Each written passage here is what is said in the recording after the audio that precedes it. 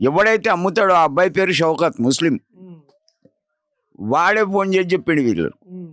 అక్కడ రోజుకు ఒక 500 రూపాయలు తాగుడు తాగేది పొట్లాలు. 1000 సంపాదించేది, మినిమం 800 సంపాదించేది, కానీ తాగుడికి ఎక్కువ పెట్టేది. అన్నం తినకపోయేది. 500 రూపాయలు తాగుడు తాగేది.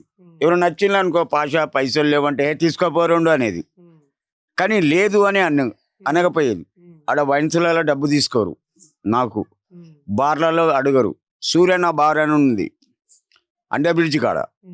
రే బాబాయిని విలువ అంటారు నన్ను చూడంగానే. కౌంటర్ మీద ఎవరున్నా వాళ్ళ కడుపు చల్లకుండా యాదికి వచ్చే సూరిబాయి. అదే పెద్దమ్మ ఒక మాట అన్నది ఇప్పటిదాకా నేను ఒకటి అడిగినా. నేను ప్రేమించి పెళ్లి చేసుకున్నా కాబట్టి ఈ పెద్ద మనిషి ఎంత సతాయించినా నేను ఇంకా ఏం చేయలేకపోయినా అట్లే ఓర్చుకుంటూ వచ్చిన అంటుంది ఆమె ఇక్కడిను. ఆ తల్లి యొక్క ఓపికకు నువ్వు ఏం చేసినా తక్కువనే నిజంగా. ఒకటి చాలా ఓపిక ఉన్నది ఆమెకు. కానీ నేను పోవుడు తప్పే, వాస్తవంగా తప్పు.